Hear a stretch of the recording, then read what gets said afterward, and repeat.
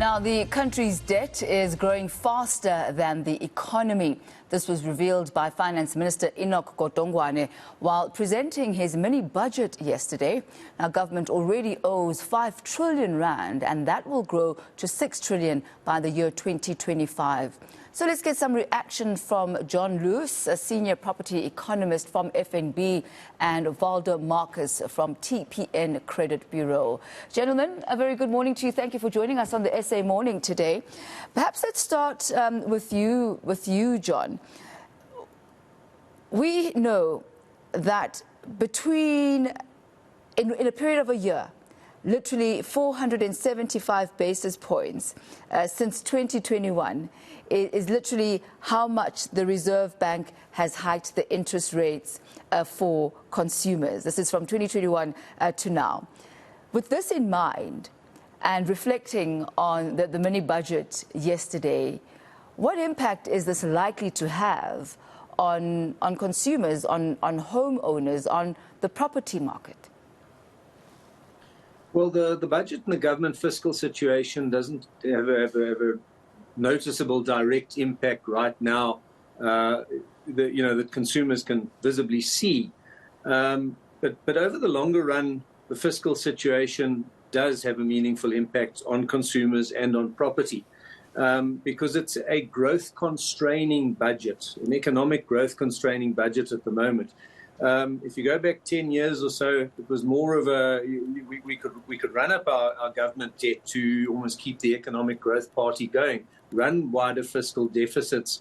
Government debt wasn't problematic then, so it was probably more pro-economic growth. But we've got to a stage now where the Minister of Finance has to start curbing the expenditure because revenues are under pressure.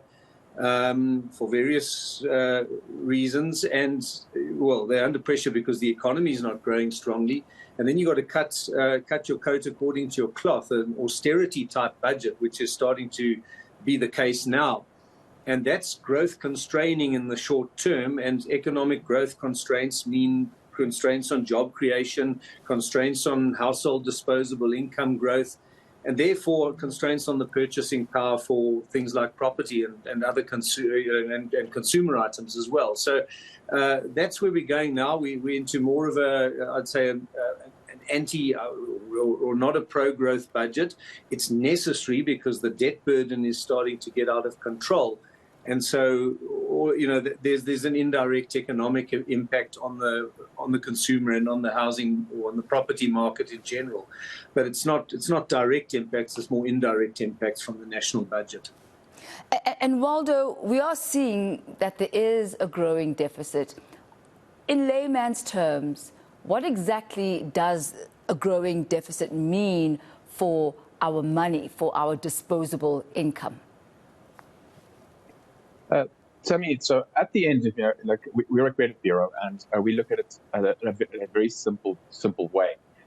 You've got a government that is spending more than it is receiving, and that in itself, with the rating agencies specifically looking at how this expenditure is growing and how our debt burden is growing, and in simple terms, the credit bureau as well as the rating agencies look at a government to say what its capability of repaying these debts that it is racking up.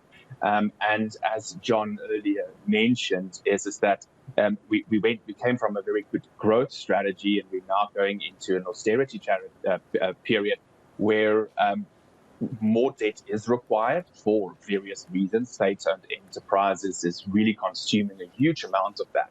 And that then runs the risk that the rating agencies is looking at the country and saying, hang on, they really don't have the capability to repay these debts, and it's making it more and more expensive to then cover these interests. So what that means to layman's terms is that one or two things is going to happen. You're going to have government cutting down on its expenditure, which is indicated. That means that there's less money in terms of wages and salaries for government employees. That will impact the economy, of course, in terms of consumption. And then on the other side, you have potential need to increase revenue. That increase in revenue comes in various forms, but the most prominent and the one that we could potentially see towards the next year's budget is taxes, increase in taxes, that at the end, again, removes money from the consumer and its ability to stimulate the economy through expenditure. So we have this balance that we need to strike with, yes, there's more taxes, but on top of that, we have very, very low employment. And that low employment requires us to spend more on social grants. And that money ultimately needs to come from somewhere. And again, that's where the cycle starts all over again. So there's some real risks that we're running for next year. The rating agencies are definitely looking at us. We subgrade, meaning should we have another downgrade, we're going to see that debt is going to cost this government and this country even more, meaning that more money needs to be allocated to repaying that debt, where it could be used in stimulating the economy or even reduce some taxes so that the business as well as the consumer have more money to spend in the economy, including purchasing or renting properties. And talking about repayment and risk, John, what type of trends have you started seeing as far as the property market is concerned, the repayments of bonds, the prices of actually acquiring property from your end? Well, let's, I think we need to say relative to what. So the global financial crisis back in 2008 was a very severe rise in non-performing loans of banks in the residential market after the end of that housing bubble.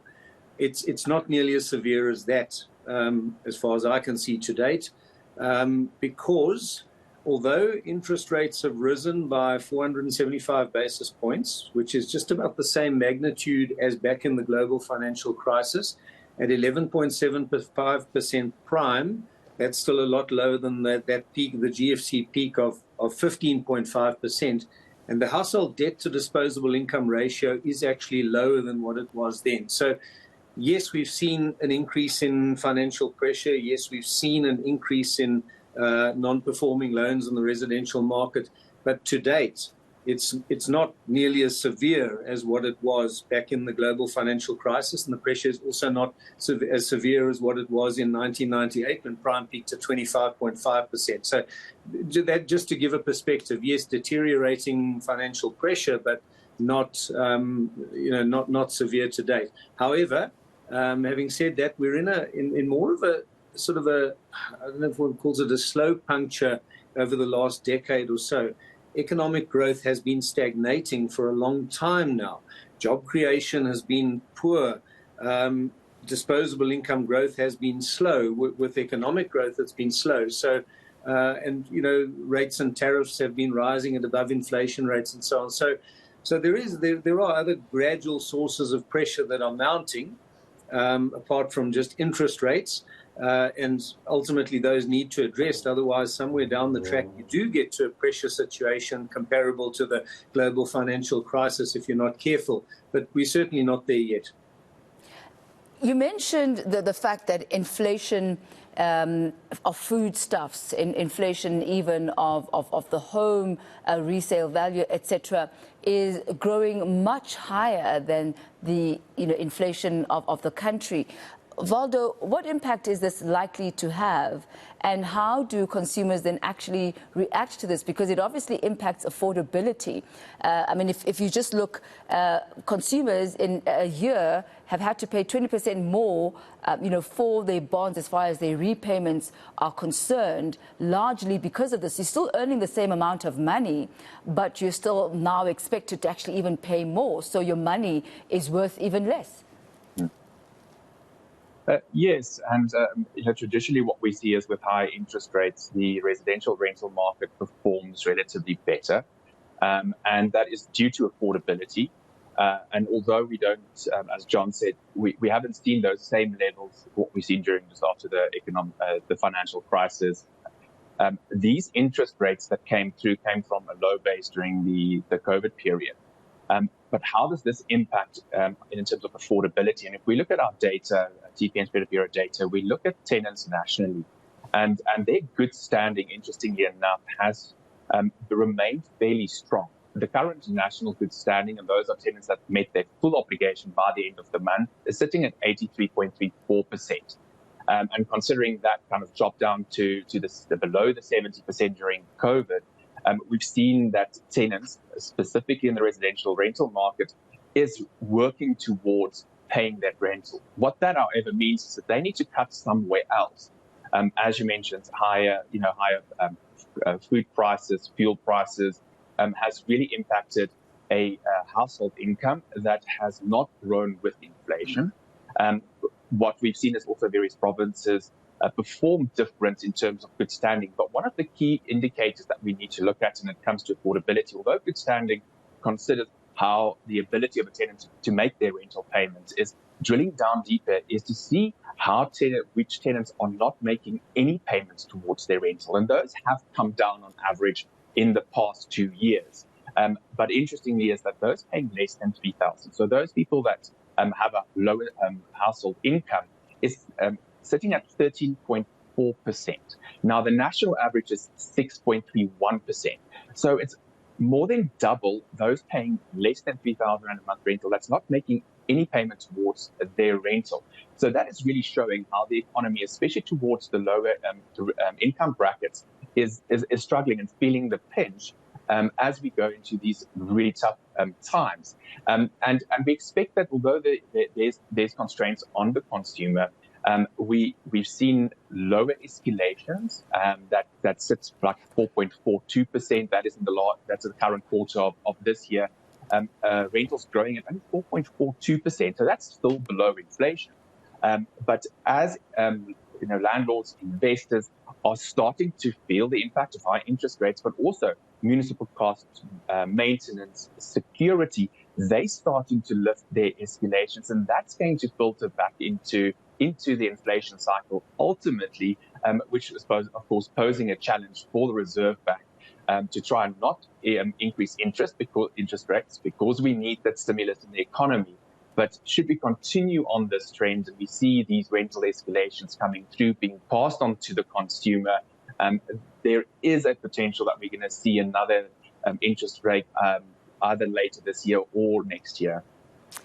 John, as we close off for today, you did mention when we started our conversation that the impact is not really immediate, that one doesn't necessarily see a direct cause and effect in the now. But, should we have further interest rates hikes? We've spoken about the residential markets, commercial markets. How are those likely to look as far as property is concerned, issues of affordability? And I guess also how the different provinces are reacting, because the view and the situation in Gauteng is very different from what you're seeing in Cape Town, for example. I mean, Cape Town is really an outlier, whether you're talking residential or you're talking commercial. John? Yeah, the commercial tenant population has struggled to recover. If you look at TPN's tenants in good standing, it's lower than residential, and it's battled to recover to pre-COVID levels. It's struggled more. Especially the office market. That's the weakest market of the three big markets. Retail somewhere in the middle, and industrial, especially warehousing and logistics, has performed relatively well. There's been significant demand there, more online retail logistical requirements, etc. Various structural reasons for that. So, but the commercial market overall, I think, you could say, has also been a mediocre one, battling with this long-term sort of stagnation in growth in the economy since about 2012. But yes, there are, as you pointed out, significant regional differences. Down on the coastal metros, industrial has performed significantly better than is the case in Johannesburg. And overall, the Western Cape market has been outperforming. And I think that's the sign of things to come for the foreseeable future. The Western Cape province's economy, I think, is going into something of a relative, I don't want to call it the golden era, but where it outperforms the rest of the country, because councils are working far better there, most of them, than elsewhere in the country. And increasingly, business and individuals are looking for regions where places where things work, where services, municipal services and utilities work better, and they're finding it there. So we've had semigration over the past 2 decades to that part of the world. That province is retaining its skilled labor better. business expansions there. The investor confidence there is better. And so I think that it's going to be an outperformer economically and an outperformer from a property, residential and commercial property point of view for the foreseeable future.